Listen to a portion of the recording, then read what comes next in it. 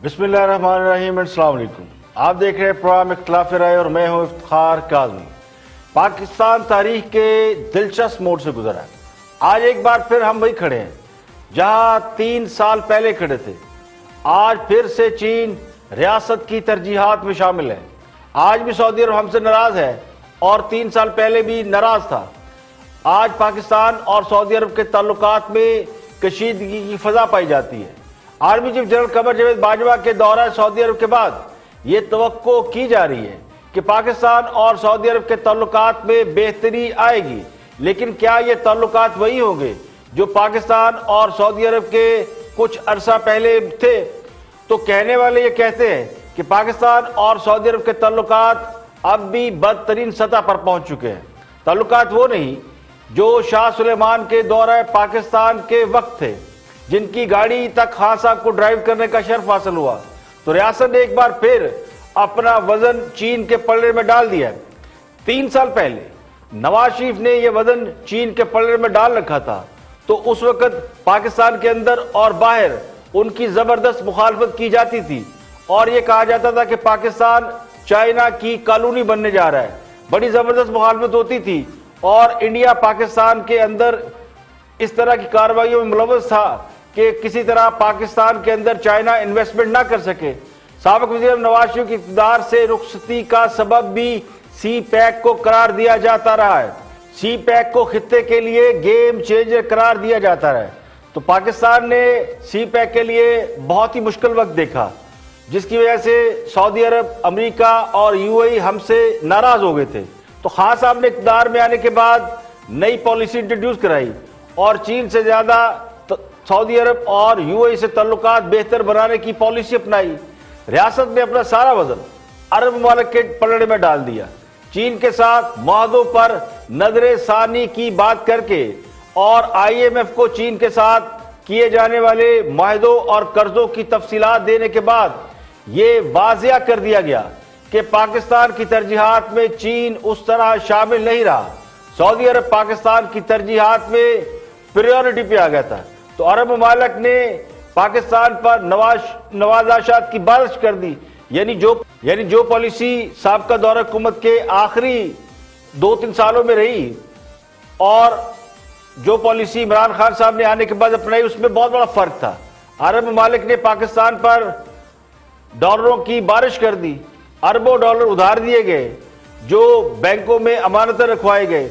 3 साल के लिए पाकिस्तान को उधार तेल दिया गया, तो पाकिस्तान के लिए जो डॉलर की जरूरत थी उसमें कमी आई। तो हुक्मरान जमात ने नवाज शरीफ की पॉलिसियों को गलत साबित करने के लिए ना सिर्फ उनकी पॉलिसियों की मुखालफत की, बल्कि उसके बरक्स काम किए, उसके बरक्स इकदाम किए। रुपए की कदर को गिराया गया और ये गिराना हुकूमत की बहुत बड़ी गलती थी। इससे महंगाई का तूफान बरपा हुआ, टैक्सों में इजाफा हुआ, बिजली और गैस की कीमतों में बेपनाह इजाफा किया गया।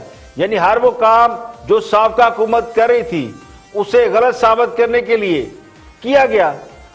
कहा गया जी डॉलर को मसनूई तौर पर खड़ा किया गया है और उसकी वजह से पाकिस्तान की एक्सपोर्ट नहीं हो रही, तो डॉलर गिरा दिया गया, लेकिन इसके बावजूद एक्सपोर्ट ना हो सकी। आज 2 साल बाद हुकूमत, रियासती इदारे, सबको इस बात का एहसास हो गया है कि 3-4 साल के लिए हुकूमत जिन पॉलिसियों को लेकर चल रही थी, यानी 3-4 साल कबल, वो पॉलिसियां ठीक थी। अगर आज हम बात करें साबका हुकूमत के हवाले से, तो लोग समझते हैं कि हम नवाज शरीफ की वकालत कर रहे हैं, लेकिन क्या आज रियासत उस तरफ नहीं जा रही जहां पर नवाज शरीफ उसको ले जा रहे थे? उस वक्त भी नवाज शरीफ ने अपना वजन चीन के पलड़े में डाल रखा था। आज फिर चीन हमारी प्रायोरिटी में शामिल है और आज तो हमारे वजीर आजम खुद ये बात फरमा रहे हैं। पाकिस्तान का जो फ्यूचर है वो चाइना के साथ है। हमें क्लियर हो जाना चाहिए, हमें वाज़े हो जाना चाहिए कि ये जो मुल्क ने तरक्की करनी है, हमारी डेवलपमेंट है, वो चाइना के साथ अब जुड़ी हुई है। और हमारी बड़ी खुशकिस्मती है कि वो एक हमारा ऐसा दोस्त है जो हमारे हर अच्छे बुरे वक्त में पॉलिटिकली खड़ा रहे। और हमारे दोस्त इस तरह पॉलिटिकली नहीं खड़े रहे जिस तरह चाइना खड़ा रहे। हर जगह पे चाइना ने हमें डिफेंड किया पॉलिटिकली। और हमारी खुशकिस्मती है कि वो इस वक्त सबसे तेज़ी से दुनिया में बढ़ती हुई इकॉनमी है और मुझे नहीं नज़र आ रहा कि कोई भी दुनिया में मुल्क उसका मुकाबला करेगा आगे। और तो इसलिए हमें جو ہمارے ٹائز ہیں وہ ہم اور مضبوط کر رہے ہیں چائنا کے ساتھ، اور اپنی لنکیجز مضبوط کر رہے ہیں۔ سی پیک ایک بہت بڑی اپرچونٹی ہے، چائنا کو بھی پاکستان کی بڑی ضرورت ہے، پاکستان کی اسٹریٹجک لوکیشن ہے اور چائنا کو بھی اس چیز کی اہمیت کا پتہ ہے، اور ہماری جتنی بھی لنکیجز بڑھتی جائیں گی ہمارا آگے فائدہ ہے۔ ہماری یہ بدقسمتی ہے کہ ہندوستان کو مغربی ممالک استعمال کر رہے ہیں چائنا کو کنٹین کرنے کے لیے، اس لیے اس کو مضبوط کرتے رہیں گے، اور مجھے نہیں لگتا کہ ان کی یہ پالیسی آگے چینج ہوگی۔ تو اگر یہی ہونا ہے تو ہمارا تو پھر نیچرلی اور زیادہ ہم خان صاحب اور ان کی حکومت پر جب سے وہ اقتدار میں آئے ہیں یو ٹرن لینے کا الزام ہے، اور جتنے یو ٹرن اب تک حکومت نے لیے وہ نیگیٹو گئے، لیکن یہ پہلا یو ٹرن ہے جس کے بارے میں کہا جا سکتا ہے کہ پاکستان واپس اس طرف لوٹ آیا ہے جہاں معاملات رک گئے تھے۔ بادی نظر میں پاکستان اور سعودی عرب کے تعلقات میں خرابی وزیر خارجہ شاہ محمود قریشی کے کشمیر کے حوالے سے مسلم ممالک کا الگ اجلاس بلانے کے بیان سے پیدا ہوئی، لیکن اس سے بہت پہلے ہی مئی میں سعودی عرب نے پاکستان کو ادھار تیل دینا بند کر دیا تھا۔ نہ صرف تیل دینا بند کیا بلکہ اپنی رقم بھی واپس مانگ لی تھی، جس سے یہ ثابت ہوتا ہے کہ سعودی عرب سے تعلقات کی خرابی کی وجہ شاہ محمود قریشی کا بیان نہیں ہے، بلکہ معاملہ اس وقت شروع ہوا جب سی پیک پر دوبارہ انویسٹمنٹ کا عمل شروع ہوا ہے۔ اب سی پیک پر کچھ نہ کچھ پاکستان کر رہا ہے اور چائنا بھی انویسٹمنٹ کر رہا ہے۔ امریکہ کی وجہ سے سعودی عرب کا رجحان اس دہائی کے اوائل میں ہی بھارت کی طرف تھا، لیکن پاکستان نے کچھ عرصہ قبل اپنی ایکٹیویٹی کو تھوڑا سا روک کے چائنا کے حوالے سے سعودی عرب کے ساتھ تعلقات بہتر کیے اور بھارت کو آئسولیٹ کیا۔ اب نئی صورتحال یعنی اب خطے میں ایک صورتحال میں بہت بڑی تبدیلی اسرائیل کو تسلیم کرنے کی وجہ سے پیش آئی ہے۔ تو عرب ممالک کا اسرائیل کو تسلیم کرنا ایک بہت بڑا چینج ہے۔ متحدہ عرب امارات اور مصر اس سے پہلے اسرائیل کو تسلیم کر چکے ہیں، اب اس کے بعد اردن اور بحرین بھی اس کو تسلیم کرنے جا رہے ہیں۔ تو پاکستان کے لیے یہ انتہائی مشکل ہے کہ وہ عرب ممالک کے کہنے سننے پر یا ان کے لیے اسرائیل کو تسلیم کرے، کیونکہ پاکستان میں جو عوامی رد عمل ہے اس کا شدید خطرہ ہے۔ پاکستان ایک جمہوری ملک ہے، حکومت بادشاہت رسک لے سکتی ہے، لیکن سول حکومتیں یہ رسک لے نہیں سکتی، اور نہ ہی موجودہ حکومت یہ رسک لینے کو تیار ہے۔ پاکستان سعودی عرب سے کشیدگی نہیں چاہتا، لیکن یہ بات کہیں نہ کہیں تسلیم کر لی گئی ہے کہ چین کے بغیر ہمارا گزارا مشکل ہے۔ پاکستان اور سعودی عرب کے تعلقات چلیں گے مگر دوستی اور اختلافات کے ساتھ۔ دیکھیں، سعودی عرب نے متحدہ عرب امارات سے پہلے اسرائیل سے تعلقات قائم کر لیے تھے۔ جنگی تعاون، ٹیکنالوجی سمیت کئی معاملات میں سعودی عرب اور اسرائیل میں تعاون جاری ہے، جو میں پہلے بتا چکا ہوں۔ تو جہاں تک اسرائیل کو تسلیم کرنے کا معاملہ ہے تو لگتا یوں کہ اس معاملے میں یو اے کو آگے کر دیا گیا ہے، قربانی کا بکرا بنایا گیا ہے، تاکہ متحدہ عرب امارات جب اسرائیل کو تسلیم کر لے تو مسلم ممالک کا جو ریئیکشن آنا ہے وہ آ جائے۔ تو مسلم ممالک کی اگر سعودی عرب یہ کام کر لیتا تو سعودی عرب پہ جو ریئیکشن آتا وہ بہت زیادہ سنگین ہو سکتا تھا، مسلم ممالک کی، مسلم بلاک کی سربراہی خطرے میں پڑ سکتی تھی۔ تو لگتا یوں کہ اسرائیل کو تسلیم کرنے والے معاملے کو عرب ممالک گو سلو کے تحت لے کے چل رہے ہیں، سٹیپ بائی سٹیپ اسرائیل کو مسلم ممالک میں سپیس مل رہی ہے۔ اب برلن میں موجود سعودی وزیر خارجہ جنہوں نے کہا کہ ابھی ہم سعودی عرب کو یعنی ابھی ہم اسرائیل کو باضابطہ طور پر تسلیم نہیں کر رہے، لیکن جو میرا موقف ہے وہ یہ ہے، اگر سعودی عرب اسرائیل کو تسلیم کرنے پر متحدہ عرب امارات کا بائیکاٹ نہیں کرتا تو اس کا مطلب نیم رضامندی سمجھا جا سکتا ہے کہ اسرائیل کو تسلیم کرنے پر انہیں کوئی اعتراض نہیں۔ پاکستان نے بھی یہ کہا جی ہم اسرائیل کو تسلیم نہیں کریں گے، لیکن جو مذمت کرنا ہے یا متحدہ عرب امارات کا بائیکاٹ کرنا ہے اس پر کوئی بات نہیں کی۔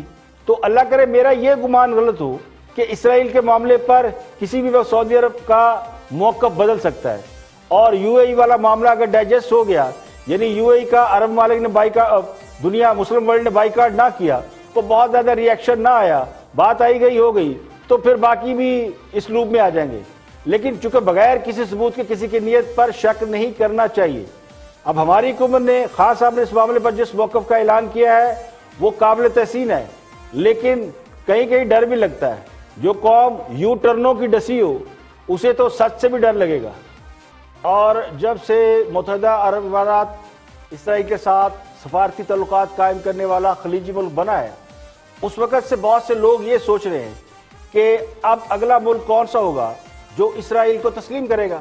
خلیجی ممالک میں عمان اور بحرین کے بارے میں یہ واضح ہو چکا ہے کہ وہ یہودیوں کے گود میں بیٹھنے والے ہیں۔ یہ سارے وہ ممالک ہیں جو سعودی عرب بلاک کا حصہ سمجھے جاتے ہیں۔ بظاہر سعودی عرب اسرائیل کو تسلیم کرنے سے انکار کر چکا ہے، اور کل ہی برلن میں سعودی وزیر خارجہ عادل الجبیر نے یہ اعلان کیا کہ وہ اسرائیل کو تسلیم کرنے کے لیے امارات کی پیروی نہیں کریں گے۔ 1948 سے فلسطینیوں کا قتل عام کرنے والی یہودی ریاست کو تسلیم کر کے متحدہ عرب امارات نے امریکہ کے ساتھ اپنے تعلقات کو بظاہر نہ صرف مضبوط کر لیا ہے بلکہ بادشاہت کو قائم رکھنے کے لیے رعایا کی جاسوسی کرنے والی ٹیکنالوجی سے بھی استفادہ حاصل کیا ہے۔ امارات کے شہریوں کی جاسوسی کی جا رہی ہے کہ کہیں ان میں یہودی ریاست کو تسلیم کیے جانے کے خلاف کوئی رد عمل تو نہیں پایا جاتا۔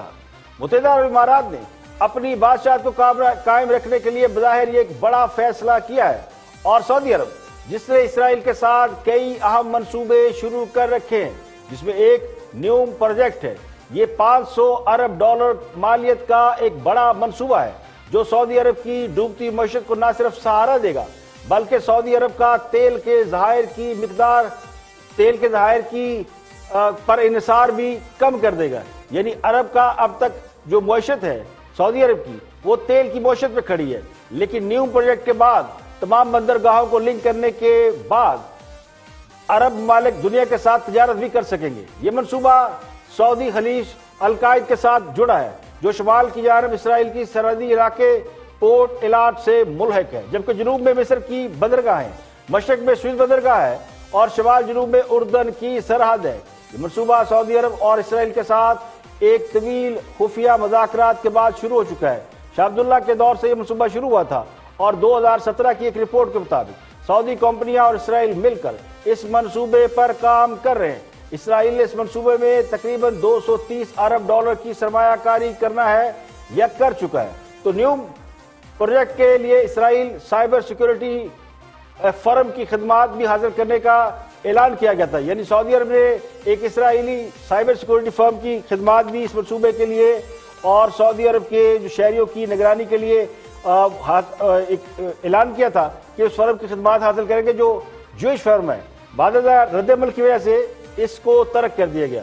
یہ منصوبہ جو ہے، اس منصوبے کے تحت سعودی عرب اور مصر کو آپس میں جوڑ دیا جائے گا۔ تو دونوں ممالک کو جوڑنے والا یہ پل اسرائیل کے ایک صحرا نیگیو سے ہو کر گزرتا ہے۔ اسرائیل اور امارات اس منصوبے میں شروع دن سے شامل ہیں، اور پروجیکٹ کا ایک اور مقصد جو ہے وہ مشکل وقت میں سعودی عرب کے اندر جو اقتدار کی لڑائی ہے اس کی سپورٹ کرنا ہے۔ یعنی اس وقت محمد بن سلیمان جو MBS کہلاتے ہیں وہ خاصی مشکل میں ہیں، بار بار سعودی عرب کے اندر سے شاہی خاندان کے اندر سے بغاوت ہوتی ہے، تو انہیں ہر وقت بغاوت کا خدشہ لاحق ہے۔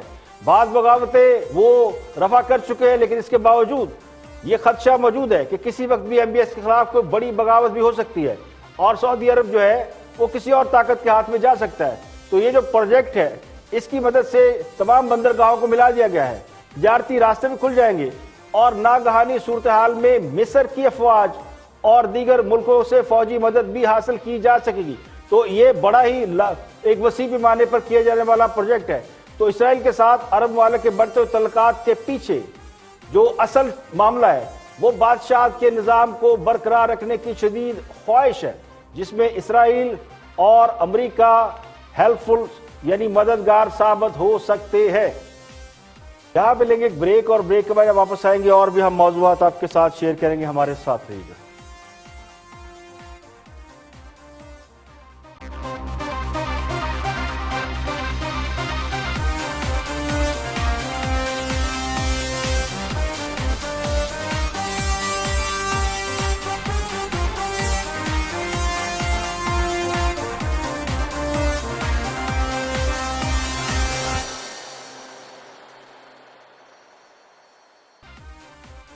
ویلکم بیک، آپ دیکھ رہے ہیں پروگرام اختلاف رائے، میں افتخار کاظمی۔ آگے بڑھتے ہیں اور دانشور ہیں، کالم نگار ہیں جناب ایاز امیر گفتگو کر رہے ہیں تھنک ٹینک میں۔ دیکھتے ہیں کہ وہ حکومت کی 2 سالہ کارکردگی کو کس نظر سے دیکھتے ہیں۔ किसी हुकूमत में होता तो क्राइसिस ऑफ गवर्नमेंट बन जाती, क्राइसिस ऑफ गवर्नमेंट नहीं बना। राइट, वहां तलकात मतलब एक ऐसी चीज हुई जो वहां नागवार गुजरी, लेकिन उसे मैनेज कर लिया गया, मैनेज अमेरिका कर के लिया साथ गया। relations क्राइसिस manage किया of government, crisis of power, ताकत का बुहरान पैदा नहीं हुआ। वहां तो हुसैन हक्कानी बन रहा है तो मेमो गेट पैदा हो गया है, डॉन लीक्स पैदा हो गई हैं तो नवाज शरीफ और इदारे आमने सामने हो गए और अपनी वजारत उज़्मा कर गए हैं। तो ये जो है तो इनको कोई सिखाने वाली बात तो नहीं है, ये तो सिखा रहे हैं कि ऐसे नहीं किया जा। और एक मैं आखिरी चीज बड़े मोहतात अंदाज में कह रहा हूं, हाँ एक और चीज, अब मुझे इजाजत दीजिए कहने, ये पहली दफा हुआ है कि वो जो इतने बड़े मीडिया टाइकून अंदर हैं और कुछ भी नहीं हो रहा। ये किसी और हुकूमत में होता तो बहुत ही तूफान पैदा होता, लेकिन अंदर डाल के चाबी फेंक दी गई है। इदारे भी नाखुश थे, इमरान खान भी नाखुश था, और वो है और कुछ भी नहीं हो रहा। वो मैं तो वो उनका वो पेज 2 उनके अखबारात का पढ़ता हूँ कि उनके, तो मुझे वो थोड़ा सा वो दिल में होता है। मैं उस बहुत देर से उस अखबारात के साथ मैं मुंसलिक रहे थे। तो ये तो अब ये समझने की बात है कि ये, और एक चीज आखिरी, 3 साल बाद जो प्रमोशंस होनी है पहली दफा होगा कि वजीर आजम और इदारों के सरबराह की रजा के साथ वो चीज होगी। ये नहीं कि वो एक कर रहे हैं और वो कर रहे हैं। तो अगर आप फिर भी कह रहे हैं कि वो सीख रहे हैं, वो तो सिखा रहे हैं। किस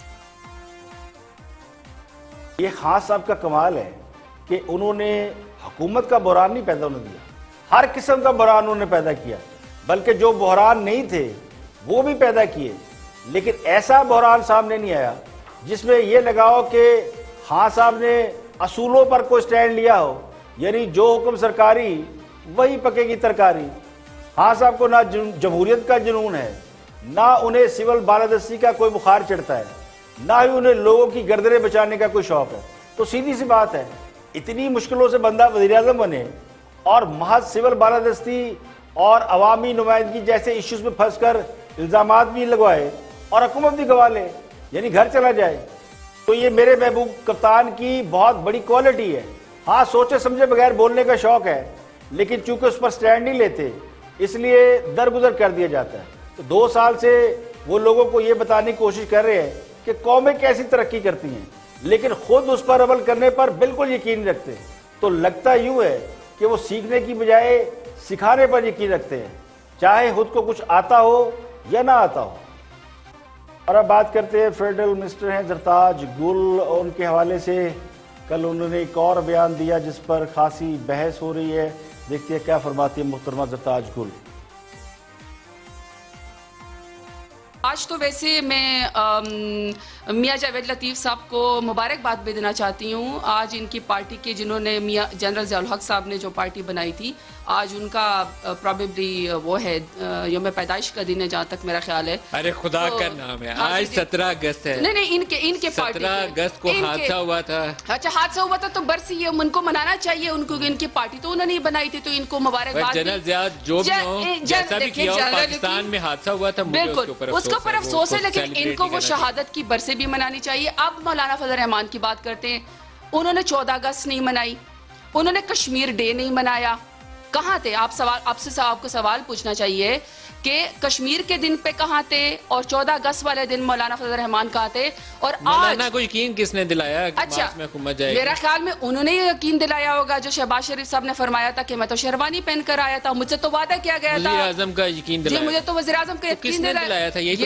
ये तो वही बताएंगे ना, जो देखिए वो सिलेक्टेड जो करते रहते हैं, हमें बताया जाए ना कि वोट के जरिए तो नहीं आते। आपको किसी ने यकीन दिलाया था कि वज़ारत-ए-उज़्मा इमरान को मिलेगी? शेरवानी देखिए, हम तो अवाम की ताकत से, हमने तो हाईएस्ट वोट टेकर है। तो मैं सिर्फ ये पूछना चाह रही हूँ कि आज इनके जो पार्टी के जो करता धरता है, जिन्होंने PMLN बनाई, जो इनके असल रूहानी फादर हैं जनरल ज़ियाउल हक, उनकी आज बरसी है, उसको मनाते हुए आज उस अफसोस के साथ मैं इनसे ये भी बात करना चाहती हूँ कि इसमें ये अफसोस भी शामिल कर दें कि उन्होंने कहा था, मियां शहबाज शरीफ साहब ने फरमाया था कि मुझसे तो ये भी वादा कर लिया गया था कि काबीना के अफराद कौन होंगे। तो आज जो उन्होंने, आज तो कोर्ट ने उनसे पूछा है ना, ये तो जमानत देकर नहीं गए थे। एक शख्स दवाई लेने गया था, बड़ा भाई, उन्हें कहा था मुझे 8 हफ्तों की जो है इजाजत दी जाए, तो मैं बाहर से दवाई लेने गया हूँ। ये नहीं बताया मौलाना को यकीन किसने दिलाया? इन्हीं ने ना, जिनका मैं आपको बता रही हूँ, जिन्होंने शेरवानी लगता यूँ है कि वज़रा में एक दूसरे से सबका ले जाने में दौड़ लगी हुई कि कौन ज़्यादा बोंगियाँ मारता है। मोहतरमा जरताज गुल साहिबा कितनी भी कोशिश कर रहे हैं कि वो मोतबर और संजीदा सियासतदान नजर आए, लेकिन कहीं ना कहीं उनसे झोल हो ही जाता है। कल ही वो कोविड-19 को कोरोना के 19 निकात करार देकर जग हसाई का सामना कर चुकी हैं। अब साबिक सदर ज़ियाउल्लाह की बरसी को उनका यौम पैदाइश करार देकर उन्होंने सोशल मीडिया पर एक अजीब सी रौनक लगा दी है। तो असूली तौर पर तो उन्हें वज़ीर तफरीह का ओहदा देना चाहिए। उनके बयानात इस सियासी माहौल में खुशगवार झोंके की मानंद हैं। अब बारिशों का क्रेडिट खान साहब को देना हो या दरख्त लगाने को अपनी उम्र भर की मेहनत का क्रेडिट देना हो, तो कभी कभी यूँ लगता है कि मोहतरमा हमारी लालू प्रसाद यादव हैं। संजीदा लहजे में कॉमेडी करना कोई आसान काम नहीं होता, और जिस तरह वह नून लीग को ज़ियाउल हक मरहूम के हवाले से ताने देने की कोशिश कर रही हैं, वो सियासी एतबार से किसी हद तक दुरुस्त समझा जा सकता है। लेकिन अब अगर नून लीग खुद को डिस्टेंस कर चुकी है तो फिर कैसी ज़बरदस्ती। और अब कुछ बात करते हैं हुकूमत की कारकर्दगी और करप्शन के हवाले से मामलात को किस तरह देख रहे हैं हमारे दोस्त। उनके पास करप्शन के हवाले से कुछ खबरें हैं, देखते हैं क्या फरमाते हैं हमारे दोस्त। अगर आप ये समझें कि जनाब बिल्कुल यहाँ अगर आप मुझे बात कर लेने दें ना, आपने अपना सवाल कर लिया ना, अगर तो आप ये कहें कि वज़ीर आज़म की सतह की कोई करप्शन नहीं है तो 100% ठीक है। अगर वो ये कह रहे हैं कि नीचे 3 गुना बढ़ गई है तो मेरा ख्याल है I will would rather agree with it. आप कह रहे हैं कि नीचे करप्शन बढ़ गई है 3 गुना पीपल्स पार्टी और मुस्लिम लीग नवाज के दौर से। जी जी 3 गुना। और ये कोई अच्छी बात नहीं है। वज़ीर आज़म को इन चीज़ों का ये बड़ा सख्ती से सिर्फ बयानात और तकरीरों से काम नहीं होगा, ये इनका डंडा फेरना पड़ रहा है। तो सब 3 गुना कैसे बढ़ा रहे हैं आप बताएंगे? हम तो मैदान की बात कर रहे हैं, ग्राउंड पर आम आदमी के हवाले से नहीं। आम आदमी के हवाले से मैं पूछ रहा हूँ 3 गुना आप कैसे बढ़ा रहे हैं? वैसे यार जो 5000 लोग कहते हम काम कराते हैं, आज 20,000 है, जो 20,000 है 50,000 है, वो जो 1 लाख का है वो 1 करोड़ का, इस तरह हुआ है। अच्छा। कोई पूछने वाला नहीं, माफ करना, और ना कोई खौफ है। ये मैं पहले भी बातें करता हूँ कि आपको आज कोई अचंबा क्यों हो रहा है। तो ये सबसे ज्यादा किधर हो रही है? ये आप मुझे बताएं। नहीं, ये आपने कहा है ना 3 गुना ज्यादा, तो सबसे ज्यादा किधर हो रही है? पंजाब में है, मरकज में है, बलूचिस्तान में है? नहीं, पंजाब में करप्शन नहीं। पंजाब में सवाल ही पैदा नहीं होता। सही। करप्शन 3 गुना बढ़ गई है, लेकिन खान साहब ईमानदार है। रिश्वत के रेट डबल हो गए हैं, लेकिन खान साहब ईमानदार है। चीनी की कीमत कम होने की बजाय बढ़ती जा रही है, लेकिन वज़ीर आज़म ईमानदार हैं, उनकी नेक नीति पर कोई शक नहीं। तो फिर ये सवाल तो बनता है कि चोर कौन है, बेईमान कौन है? क्या वो लोग चोर हैं जो महंगी चीनी खरीद रहे हैं? क्या अवाम चोर और बेईमान हैं जिन्हें लूटा भी जा रहा है और जिनकी मोहब्बत का दम भी भरा जा रहा है? अब हुकूमत का हमायती मीडिया खुद इस बात का एतराफ़ करने पर मजबूर है कि खराबियां पहले से ज़्यादा बढ़ गई हैं और कई गुना बढ़ गई हैं, और वज़ीर आज़म उसका नोटिस नहीं लेते। जबकि वज़ीर आज़म का प्रॉब्लम ये है, वो क्या करें? वो जिस चीज़ का नोटिस लेते हैं वो आपे से बाहर हो जाती है। चीनी का नोटिस लेते हैं, चीनी महंगी हो जाती है। पेट्रोल की किल्लत का नोटिस लेते हैं तो पेट्रोल मार्केट से बिल्कुल ही गायब हो जाता है। आटे का नोटिस लेते हैं तो नान और रोटी महंगी हो जाती है। तो बहुत से लोग ये कहते हैं कि शायद उनकी नातजर्बाकारी है या उनको इल्म नहीं होता। तो खान साहब का प्रॉब्लम ये है कि वो नोटिस ले तो करप्शन 3 गुना बढ़ जाती है। तो दोस्तों को ये चाहिए कि वो कम से कम खान साहब को ये करप्शन खत्म करने का तरीका ही बता दें। ये रोज जो हामियां निकाली जाती है तो उन हामियों का हल भी खान साहब को दे दिया करें। सर निसार बहुत सीनियर जर्नलिस्ट है, गुफ्तगू कर रहे हैं, देखते हैं कि वो क्या फरमाते हैं हुकूमत की 2 साल कारकर्दगी के ऊपर। Watch this.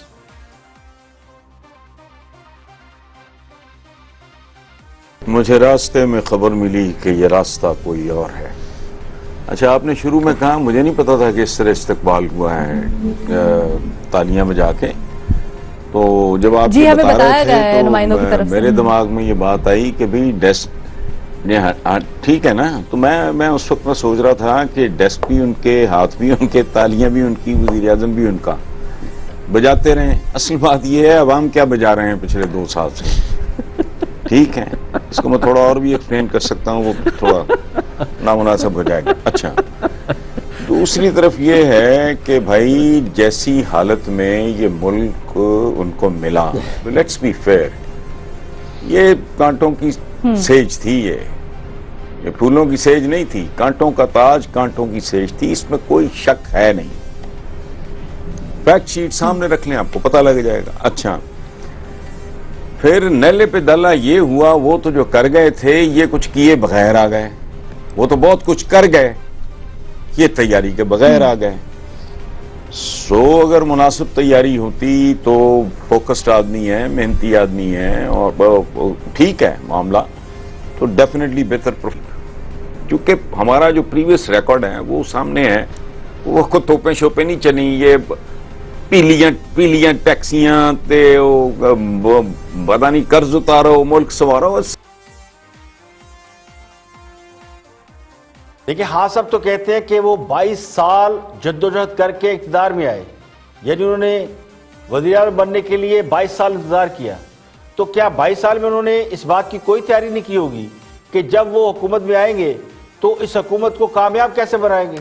تو جو لوگ 22 سال میں پلاننگ نہیں کر سکے, مسائل کے حل تلاش نہیں کر سکے, ان کو یہ کہہ کر بیل آؤٹ کرنا یا انہیں گریس مارکس دینا کہ ان کی تیاری نہیں تھی, یہ سراسر بددیانتی ہے. تو میرے اپنے تجزیے کے مطابق خان صاحب پوری تیاری کے ساتھ اقتدار میں آئے تھے, بڑی تیاری کی ہوئی تھی. کچھ پلان ان کے اپنے تھے, کچھ پلان ان کو لانے والوں نے بنا رکھے تھے. اب یہ الگ بات ہے کہ وہ پلان فیل ہو گئے, یا وہ پلان اس سوچ کے ساتھ نہیں بنائے گئے تھے کہ جو کامیاب ہوتے. تو مسئلہ تیاری کا نہیں ہے, مسئلہ قابلیت کا ہے. سوال پہلے دن سے قابلیت کا ہے, اس کا نمایاں فقدان ہے. تو حکومت کو ٹھوس منصوبہ بندی کی بجائے خیالی پروگراموں سے چلایا جا رہا ہے, اور یہ سب سے بڑی خامی ہے. یعنی اگر پرچہ دیتے وقت آپ سارے صفحے کالے کر دیں اور پورا جو امتحانی کاپی ہوتی ہے وہ بھر دیں, تو اس کا مطلب یہ نہیں ہوتا کہ جوابات ٹھیک دے رہے ہیں. پتہ اس وقت چلتا ہے جب رزلٹ آتا ہے, تو رزلٹ تسلی بخش نہیں ہے. اب وہ لوگ جو یہ بھی مانتے ہیں کہ پچھلی حکومتیں کچھ کام تو کر گئی ہیں, اور یہ حکومت تو وہ کام بھی نہیں کر سکی جو پچھلی حکومتیں چھوڑ گئی تھی. یعنی چلتی چلاتی دکان کسی کے حوالے کی گئی ہو اور وہ دکان چلا ہی نہ پا رہا ہو, اور یہ کہے جی کہ چونکہ دکان چلانے کی تیاری نہیں, تو پھر گزارش یہ ہے کہ اگر دکان چلانا ہی نہیں آتی تھی تو پھر سنبھالنے کے لیے کیوں مرے جا رہے تھے. تو آج کے لیے اتنا ہی. کل پھر حاضر ہوں گے مزید خبروں, تبصروں, تجزیوں کے ساتھ. پروگرام اختلاف رائے سے افتخار کاظمی کو اجازت دیں. اپنا بہت بہت خیال رکھیے.